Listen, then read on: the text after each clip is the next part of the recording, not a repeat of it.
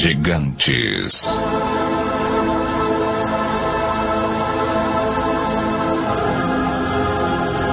Mistério e mito.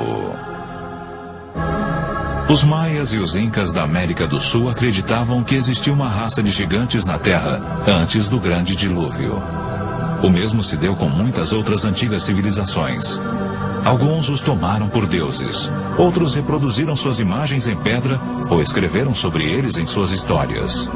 Os gregos e os romanos falaram de sangue que caiu do céu, indo regar o colo da deusa Gaia, gerando os titãs, uma raça de temidos gigantes.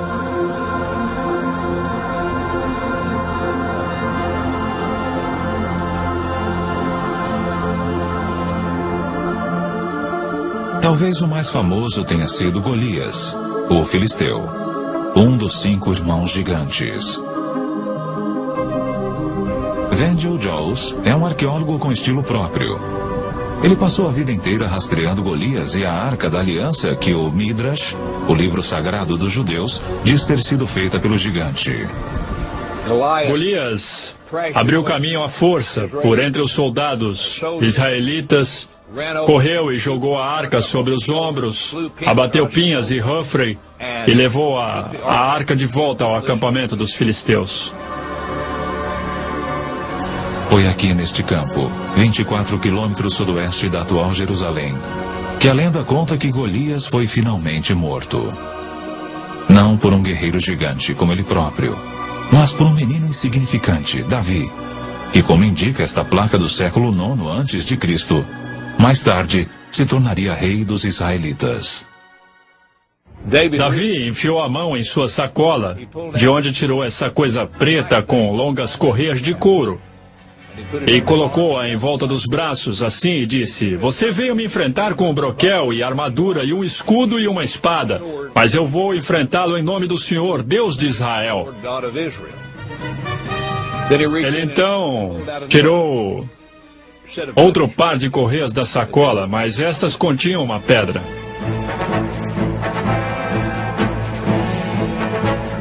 E dessa forma, o menino pastor acertou Golias e o atordoou.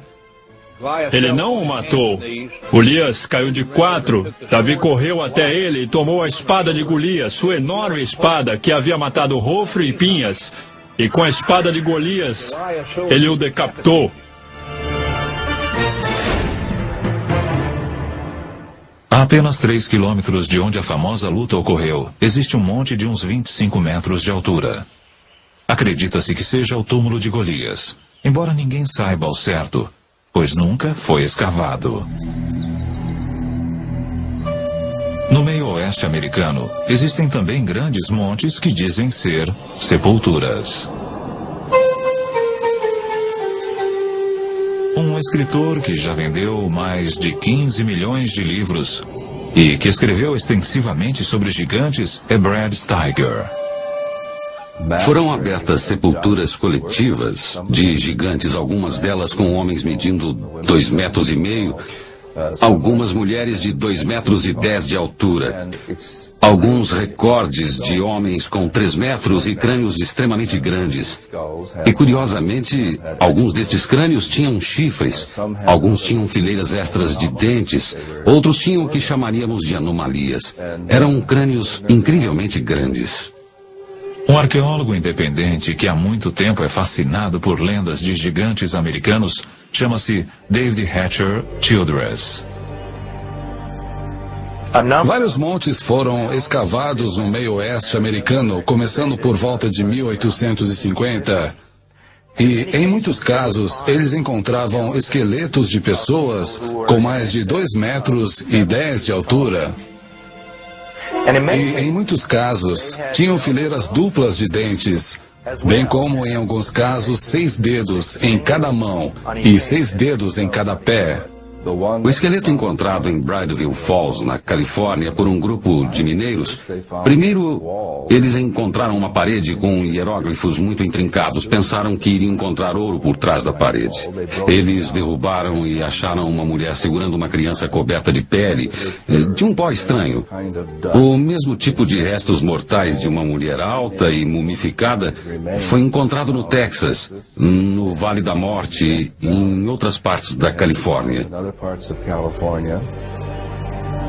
Estes antigos recortes de jornal são tudo o que resta destes misteriosos gigantes. Vencedor do prêmio de melhor jornalista do ano, Jim Marrs tem especial interesse na ciência especulativa. A arqueologia naqueles tempos ainda estava gatinhando. Qualquer um que tivesse uma pá saía por aí vendo se encontrava alguma coisa. Porém, o interessante é que, na verdade, não podemos relacionar a descoberta desses corpos mumificados e fósseis e ossos gigantes com nenhum lugar em particular. Eles foram encontrados na Grécia, na Itália, foram encontrados no Oriente Médio e na América. E mesmo que descartemos alguns como sendo mistificação ou interpretação errônea de alguma outra coisa, ainda nos resta evidência suficiente para demonstrar que em certa época eles caminharam sobre a Terra.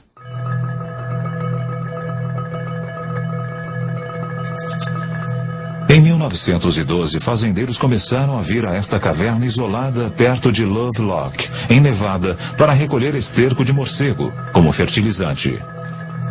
Do lado de dentro, uma surpresa os aguardava. Eles começaram a cavar a camada de 3 a 5 metros de esterco que havia aqui nesta caverna. E começaram a encontrar alguns artefatos estranhos.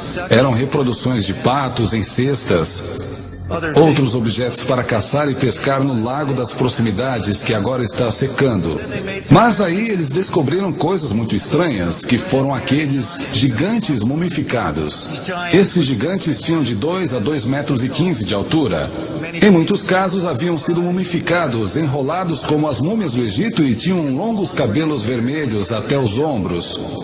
Os fazendeiros não encontraram explicação para eles. Era a coisa mais estranha que já haviam visto, porém os índios Paiutes que viviam na região tinham conhecimento deles. Inclusive em 1883, Sarah Winnemucca, uma princesa Paiute, havia escrito um livro chamado A Vida entre os Paiutes. Neste livro ela fala bastante dos gigantes de cabelos vermelhos que viviam em torno deste lago e que moravam nesta caverna. Ela dizia que eram canibais. Aquela tribo devorava os mortos. Eles guerreavam com o meu povo. Meu povo saiu para trabalhar e juntar madeira para tapar a entrada da caverna. Por fim, meu povo ateou fogo e gritou para eles: rendam-se ou morrerão. Porém, não receberam resposta. Agora, um dos maiores mistérios do Oeste é o que teria acontecido a esses gigantes. Quase 60 esqueletos foram retirados dessa caverna, mas ninguém sabe onde se encontram hoje. Teria havido, neste caso, alguma espécie de acobertamento arqueológico? Algo que se relacione a gigantes? Talvez a história toda não passe de uma lenda rural. Ou, como toneladas de ossos de búfalos, os esqueletos teriam sido queimados e misturados ao esterco dos morcegos, usado como fertilizante. Qualquer que seja a explicação, a prova da existência dos gigantes desapareceu.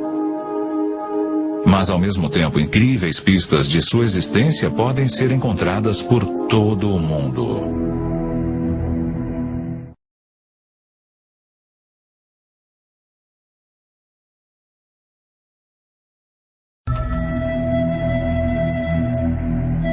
Na América do Sul existem figuras gigantescas escavadas em rochas tão grandes que, do nível do solo, são difíceis de reconhecer. Porém, do alto, assumem formas incrivelmente claras.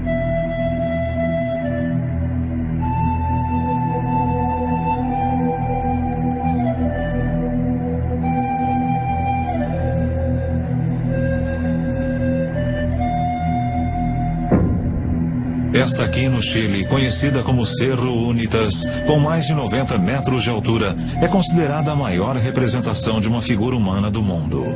Quem a escavou e por quê permanece um mistério.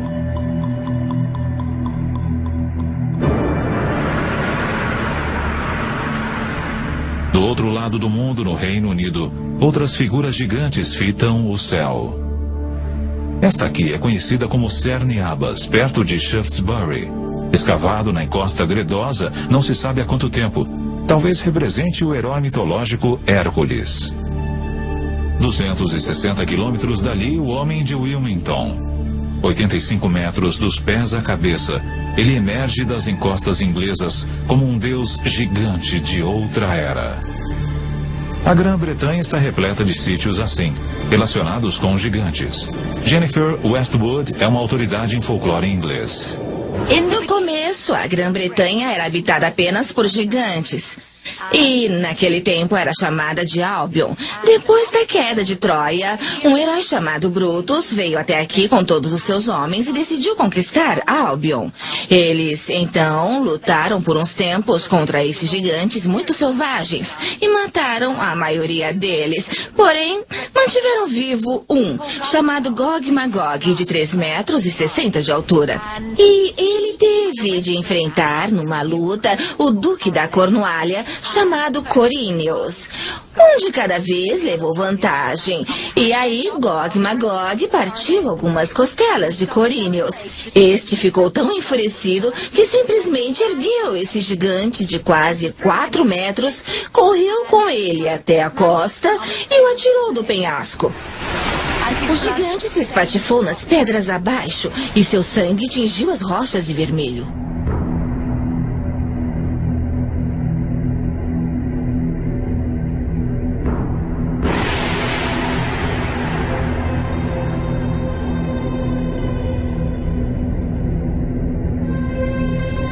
Gigantes também fazem parte da mitologia de Stonehenge. Sem dúvida, a mais famosa estrutura megalítica do mundo. Estas sólidas pedras eretas, a maior com 10 metros de altura e pesando 50 toneladas, foram erigidas aqui há milhares de anos. Os primeiros bretões chamaram o círculo de pedra de dança de gigantes e acreditavam ter sido construído por gigantes. Quem realmente construiu Stonehenge e como são mistérios que ainda persistem. Talvez, no fim, tenhamos de recorrer às lendas em busca de uma resposta.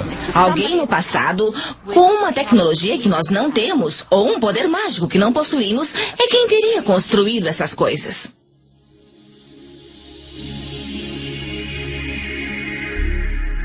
O Gilgal Refaíta em formato de espiral está situado nas colinas de Golã, 80 quilômetros de Damasco.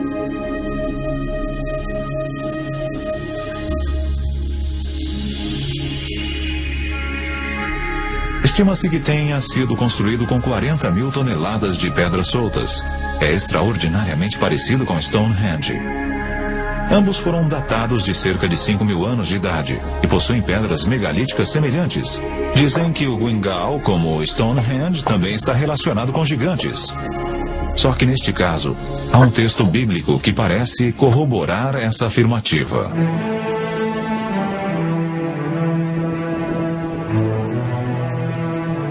O arqueólogo israelita Daniel Herman está investigando a recém-escavada sepultura. Este é o túmulo de alguém, obviamente um homem muito poderoso. Vejam o tamanho das lajes de pedra utilizadas. Isto deve ter consumido um tempo e um esforço enormes para construir.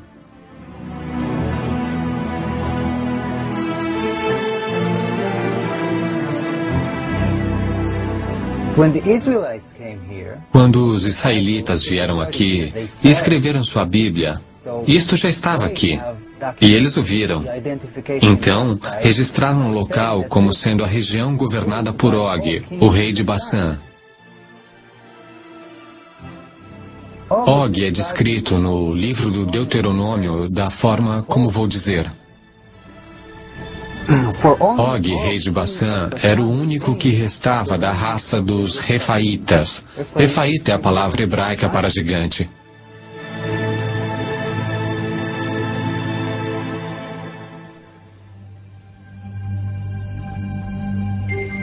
A superfície do nosso planeta está salpicada de construções gigantescas que remontam a milhares de anos.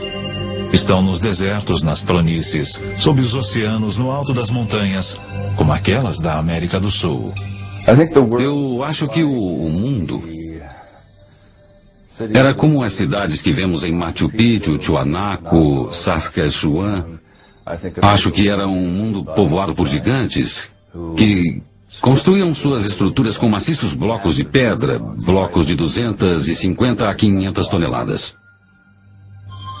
Sólidas ruínas cujas dimensões chocam nossa imaginação são encontradas por toda a América Central e do Sul.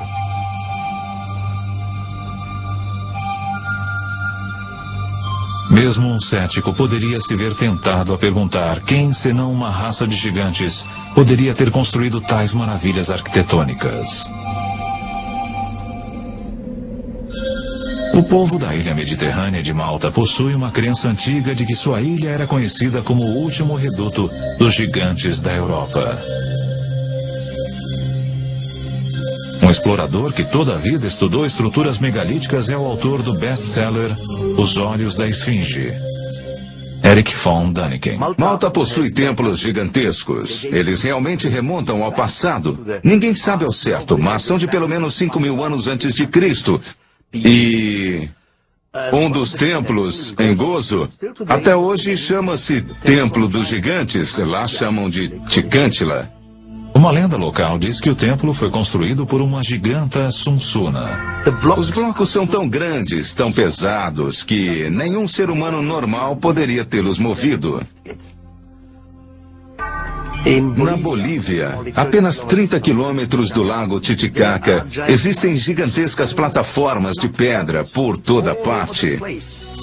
A maior delas já teve 29 metros de comprimento. Seu peso foi calculado em 900 toneladas. E isso está num lugar a 4.100 metros de altitude, nos Andes, o que significa ausência de árvores, de madeira, nada. Não é possível transportar uma plataforma de 900 toneladas sem toras para rolar. Mesmo com auxílio de toras, seria extremamente complicado. Esses fatos são verídicos, podemos vê-los, tocá-los, fotografá-los, mas não podemos explicá-los. Os índios pré-incaicos, os aimarás, não conseguiram movê-la. Então, o que seria? Resultado de quê? Não sabemos. Em muitos lugares da Terra, encontramos estruturas que poderiam estar relacionadas ou a ETs, a uma tecnologia que não entendemos, ou a gigantes. ETs. Gigantes? Uma tecnologia secreta? Os que acreditam aceitam os fatos com naturalidade. Eis o autor do best-seller Arquitetos do Submundo, Bruce Rooks. Os arquitetos são aquela raça ou aquelas raças que construíram todos os megálitos do mundo antigo, as pirâmides Stonehenge. Eles são o povo que viveu antes de nós, os que habitaram este mundo antes de nós. Nós os chamamos deuses, às vezes gigantes. Eles deixaram suas obras e nós não conseguimos reproduzi-las. Somente agora aprendemos a realmente apreciá-las. No Líbano, a 70 quilômetros de Beirute, ficam as imponentes ruínas de Baalbek. Há uma menção a este lugar no Antigo Testamento no Livro dos Reis. Baalbek, em particular, é um ótimo exemplo. É onde estão os trilitons, as maiores pedras do mundo já usadas em construção. São tão grandes que nem sabemos seu peso.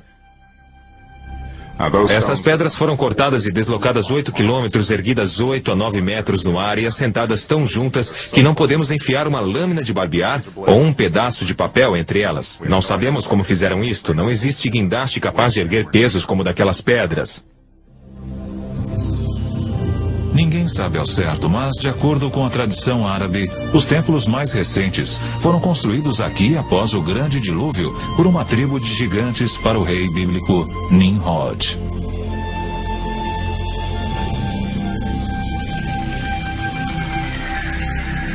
Mas o que realmente queremos dizer com a palavra gigante? Monstros sanguinários como os cíclopes da Odisseia de Homero? Ou os ogres dos contos de fadas infantis?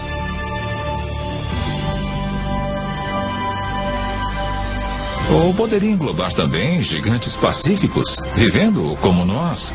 caminhando pelas ruas de nossas cidades em plena luz do dia?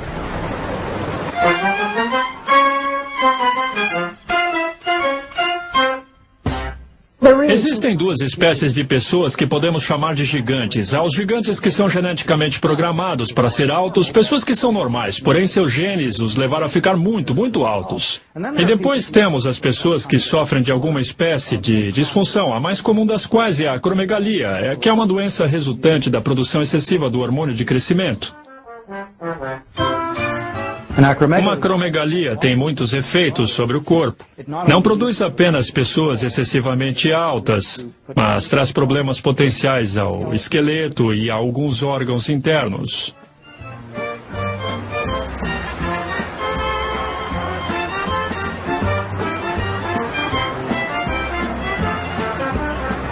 Ryan é um jovem normal, saudável, bem proporcionado, de 2,13 metros de altura. Quisera ser tão alto quanto ele. Mas o que faz uma pessoa ser tão alta? Seria uma característica de família, nutrição ou alguma outra coisa? Os altos são pessoas comuns ou excepcionais? De onde eles vieram? Será que na obscuridade do passado distante é possível rastrear seus ancestrais até uma raça de gigantes? O cientista do Instituto Weizmann, Dr. Marvin Antelman, acredita ter a resposta. Se todos nós temos material genético do primeiro homem, então não é surpresa encontrarmos aqui e ali a presença de gigantes entre nós hoje. Uma vez que existe um gene recessivo produzindo tal pessoa. Na tribo Atuzi, por exemplo, são muito grandes. A altura média da maioria dos homens é em torno de 2,15 metros. Eles são muito altos. Existem referências bíblicas de povos até mais altos que viveram em tempos remotos. Rabino Itzhak Marmorstein, do Centro de Estudos Judeus de Vancouver, Canadá. Parece evidente pelas referências no Gênesis e mais adiante no livro dos Números e também no Deuteronômio, que são relativamente coerentes entre si, de que existiram seres gigantescos, aparentemente oriundos da era antediluviana.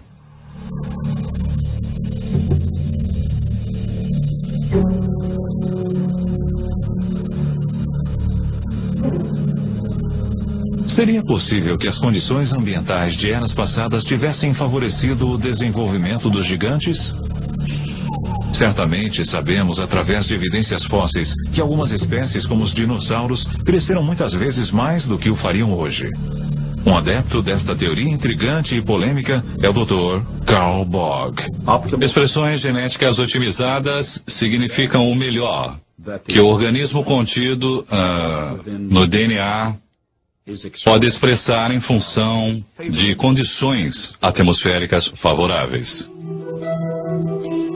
Evidências fósseis demonstram que árvores como as gigantescas sequoias da Califórnia cresceram muito mais do que o fazem hoje. Uma teoria explica isto dizendo que as condições ambientais do passado distante eram mais propícias ao crescimento gigante.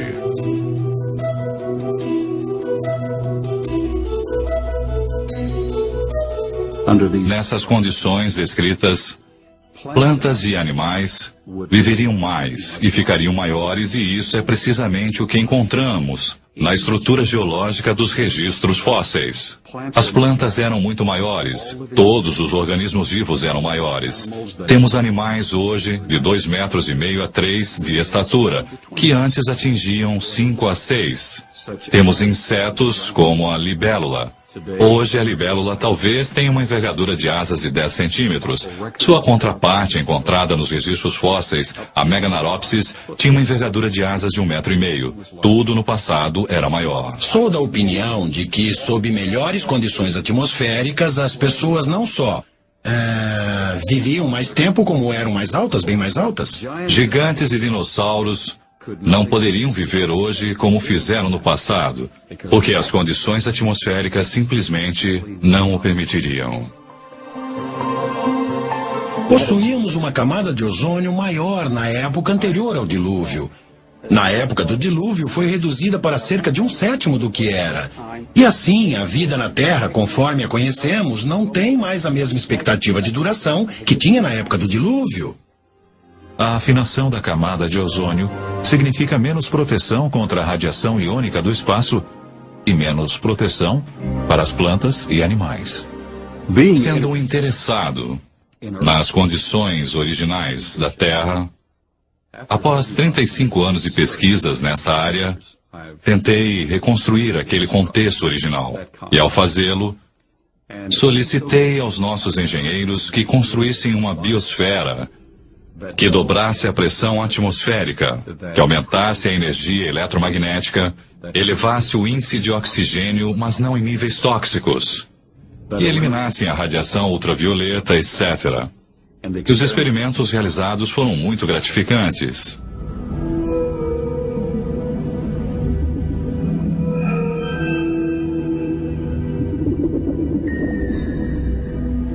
Em nossa experiência científica controlada, medimos os efeitos de uma estação com o campo eletromagnético sobre sistemas biológicos.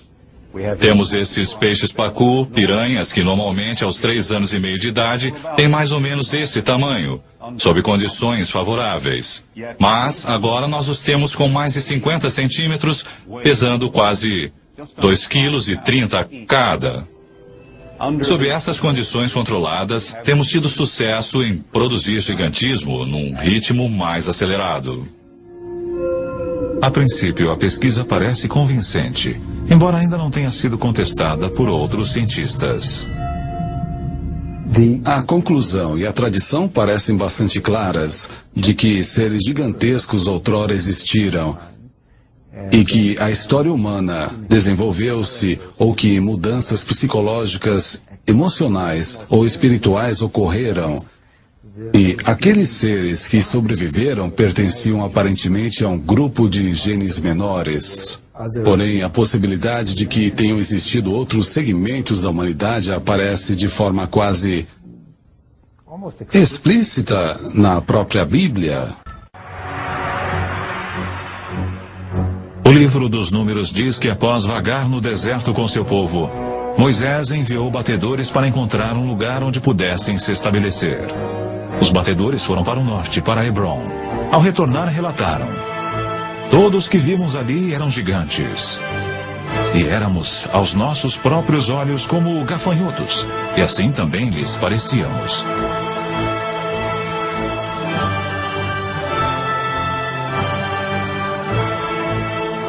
As tribos continuaram para o nordeste, para o Monte Seir, hoje conhecido como Petra, na Jordânia. Mas este também, como mencionado na Bíblia, havia sido ocupado por gigantes. Para onde quer que se voltassem, pareciam encontrar sinais de gigantes. Se olharmos as Escrituras, havia gigantes na Terra naqueles tempos.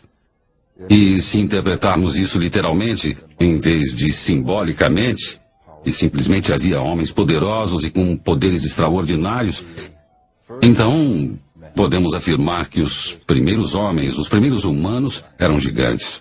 Podemos também teorizar que esses gigantes vieram de algum outro lugar e criaram na Terra uma colônia. Este conceito por si só é uma coisa surpreendente. Porém, um povo mais antigo que os israelitas acreditavam exatamente na mesma coisa. Eles escreveram que os gigantes eram seres celestiais que vieram não da Terra, mas de outro planeta.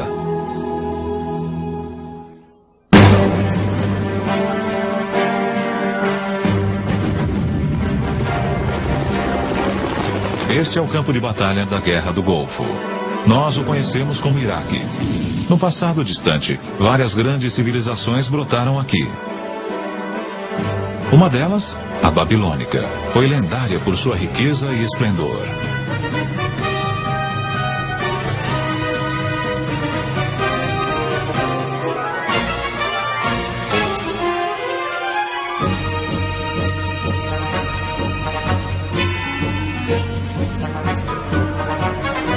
Porém, muito antes da Babilônia, há 6.000 anos, outra notável civilização desenvolveu-se aqui. Seu povo era os Sumérios, que possuíam uma cultura muito avançada. Eles foram os pioneiros de quase tudo que constitui a nossa sociedade atual. Criaram o primeiro congresso com 2 câmaras, a primeira escrita, o primeiro sistema de escolas e assim por diante. Surge então a pergunta: de onde veio tudo isto? Creio que temos de recorrer aos próprios antigos sumérios e prestar atenção no que eles têm a nos dizer, porque eles nos dizem, em tudo que é lugar, repetidas vezes, que a civilização lhes foi ensinada por seres vindos dos céus para a terra. Eles os chamavam os Ananokes. Os sumérios escreveram sua história em tábuas de argila como estas, que ficaram ignoradas no Museu de Berlim por meio século. Poucas pessoas foram capazes de decifrar este antigo idioma.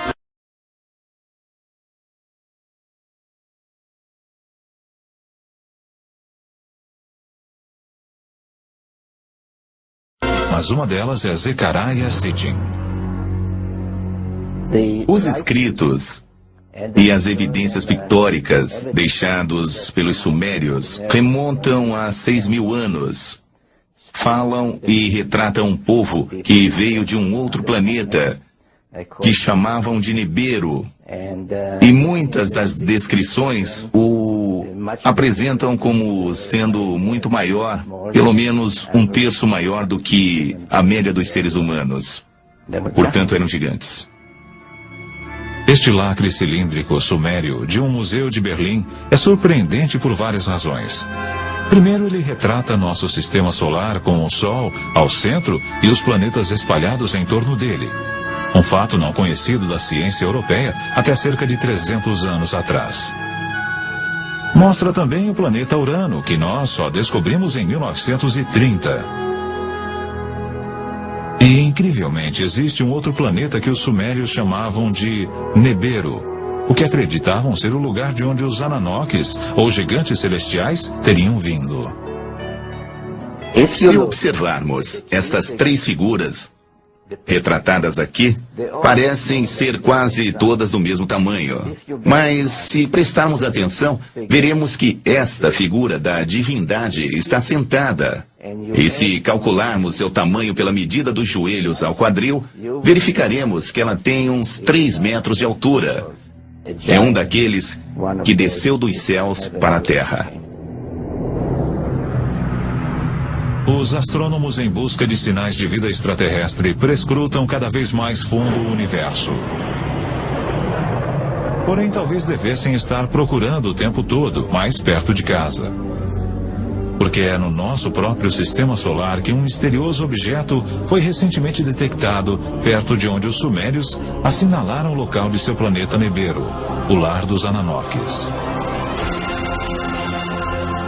Para os que acreditam, isto é uma prova convincente de que os gigantes celestiais são reais.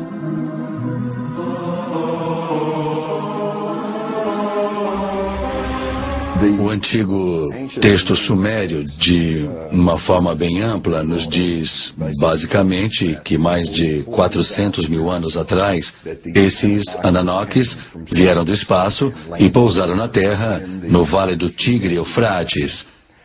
Começaram por formar uma colônia que chamaram de Éden.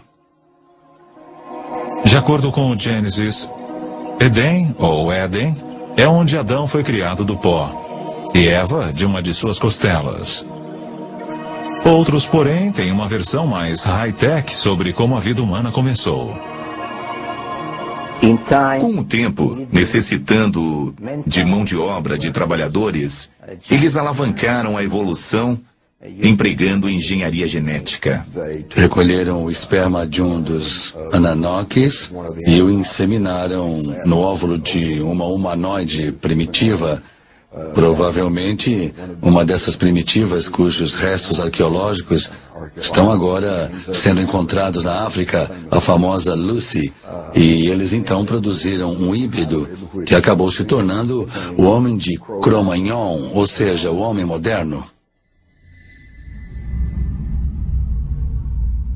Diz a lenda que quando os Ananokes retornaram após vários milhares de anos para ver como sua obra genética se desenvolvera, encontraram na Terra mulheres irresistivelmente atraentes. Começa na Bíblia, onde podemos ler, no início de Moisés, quando os filhos dos deuses viram que as filhas do homem eram bonitas, eles as tomaram como esposas. Mais tarde, daqueles ventres, nasceram gigantes. Tão destrutivos eram esses titãs, que os Ananoques que os geraram decidiram destruí-los. O livro apócrifo de Baruque nos conta até quantos gigantes foram mortos. O livro de Baruque diz: depois o Senhor criou o grande dilúvio, destruiu toda a vida que havia na terra, incluindo os 409 mil gigantes.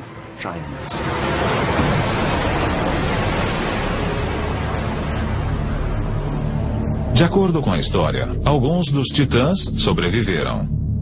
Porém, seu reinado como senhores da terra terminara, e os humanos tornaram-se a espécie dominante. Os gigantes até hoje vivem em nossas memórias, como algo profundamente enraizado que remonta aos primórdios de nossa existência. Para alguns, isto é bem mais do que simples lembranças. Talvez estes sejam aqueles que relatam cada vez mais encontros com gigantes saindo de OVNIs. Estes que acreditam nos assegurarão que os Ananoques ou gigantes celestiais estão voltando.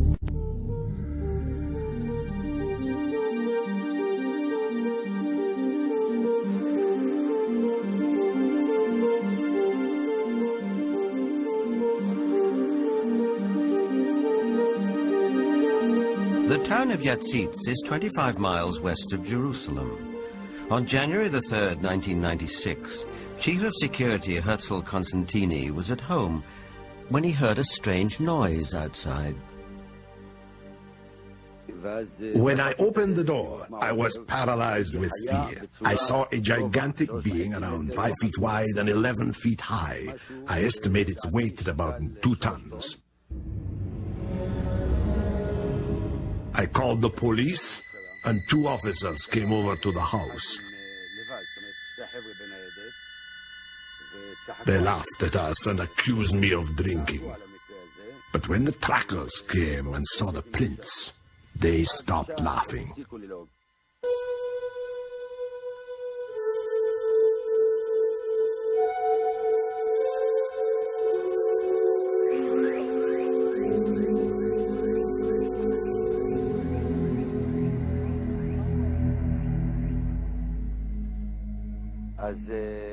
The tracks led right across my field. Many of them were 14 inches deep.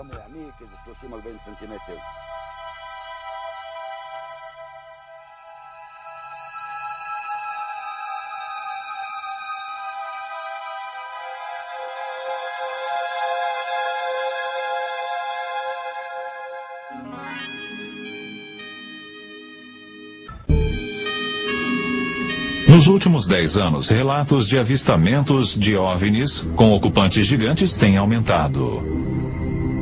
A ex-diretora da Associação Inglesa de Pesquisa sobre OVNIs, Jane Brandles, está familiarizada com as estatísticas. Da análise de 15 mil relatos de encontros com seres, os encontros com gigantes têm aumentado a cada ano desde 1965.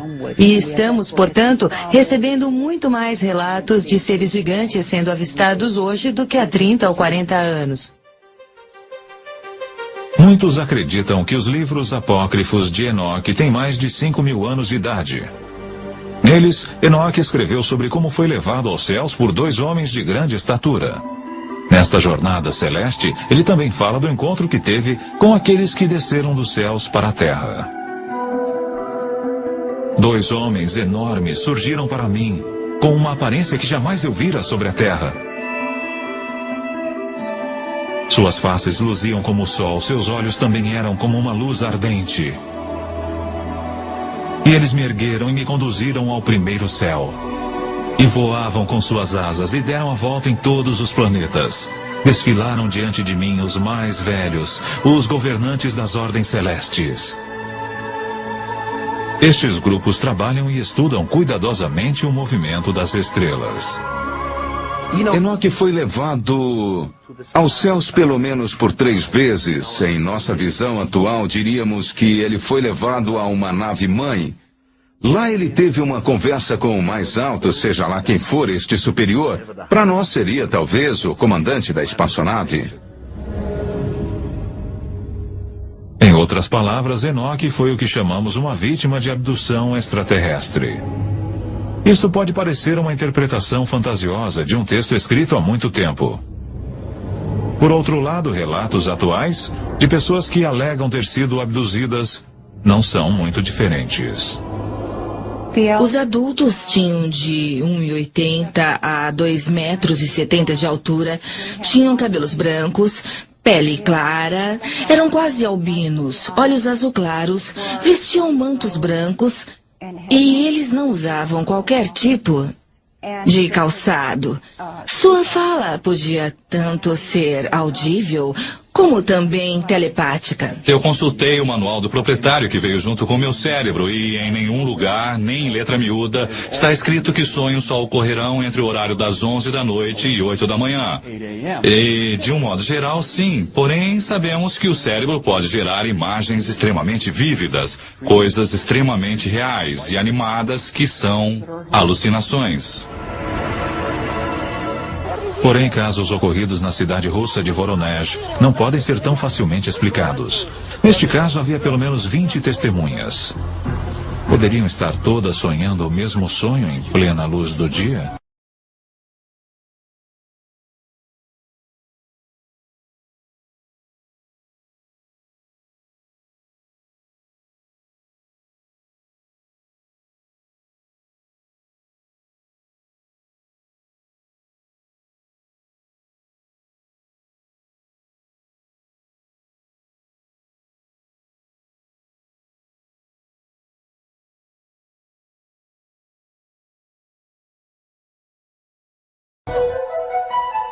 Em setembro de 1989, algo aconteceu na cidade de Voronezh, 320 quilômetros ao sul de Moscou, que chamou a atenção da imprensa mundial. Durante várias semanas, estranhas luzes foram vistas sobre a cidade. Depois, em 27 de setembro, noticiou-se que uma espaçonave pousou em um dos parques públicos da cidade e de dentro dela emergiram 3 figuras de extraterrestres. Nada remotamente parecido com isto ocorrera antes em Voronezh. Antes de vir para a América em 1990, o jornalista ucraniano Paul Stonehill cobriu o caso Voronezh para a imprensa internacional. Os melhores pesquisadores de fenômenos anômalos de Voronezh, incluindo cientistas, geólogos e também alguns militares, foram imediatamente ao local. Logo em seguida, estavam lá no dia 3 de outubro estudando e coletando espécimes.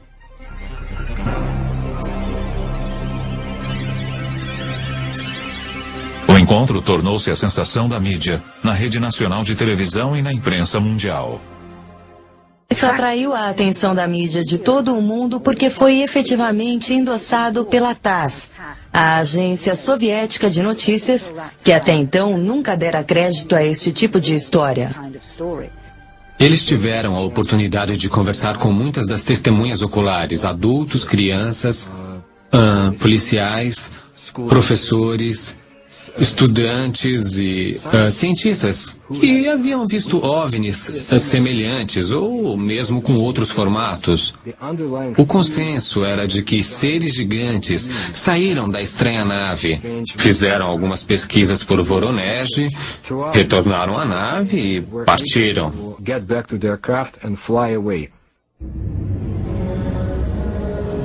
Pela primeira vez, tínhamos um grupo genuinamente grande de pessoas, todas concordando entre si ao descrever a aparição desses gigantes. Então não era um caso de simplesmente acreditar numa única testemunha ou não. Aqui não era possível deixar de acreditar neles porque eram tantos e todos dizendo a mesma coisa. Eu estava de pé, não muito longe da rua principal da parte sul do parque, e vi esse objeto voador a uma altitude aproximada de 200 a 250 metros. Ficou numa mesma altitude e não se moveu. horizontalmente. Aquilo me despertou o interesse, porque não podia ser um balão meteorológico.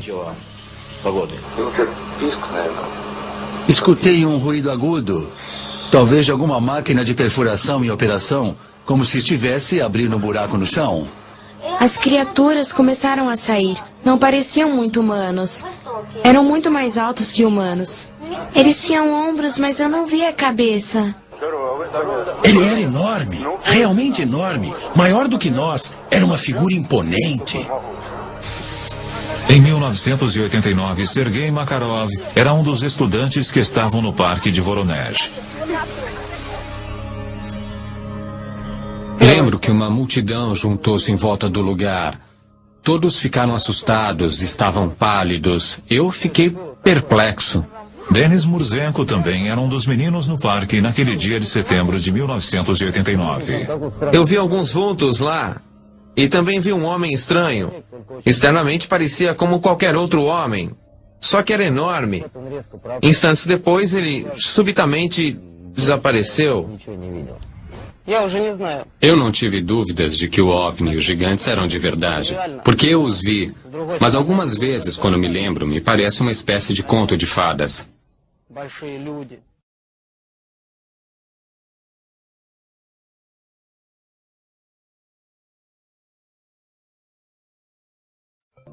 O que estamos vendo hoje é muito parecido com o que vimos ao longo de toda a história. Não é nada novo. Qualquer coisa relacionada com o fenômeno OVNI hoje é algo que sempre aconteceu. Pode ser encontrado na antiga mitologia de todas as partes do mundo.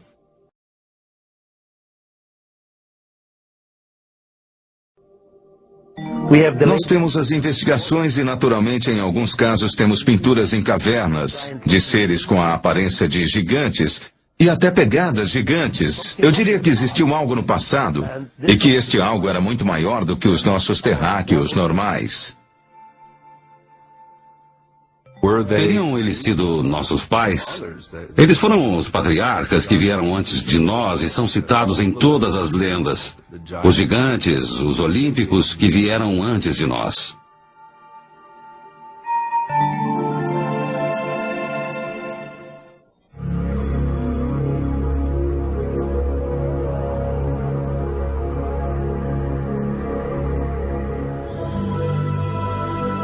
Seja fato ou fantasia, gigantes ocupam nossa consciência coletiva desde que eu possa me lembrar. Mas teria uma raça de gigantes habitado realmente a Terra? Os textos antigos, bem como algumas evidências, sugerem que sim. E seria possível que genes recessivos, existentes nos homens de 2,10 metros e 2,50 metros que caminham entre nós hoje, estivessem relacionados à antiga raça dos gigantes? Agora, com relatos como os dos gigantes de Voronezh, ficamos imaginando se talvez os deuses gigantes dos sumérios não estariam voltando. Mas, sejam eles reais, imaginários ou alegóricos, uma coisa é certa. O mistério e o mito dos gigantes nos acompanharão ainda por um longo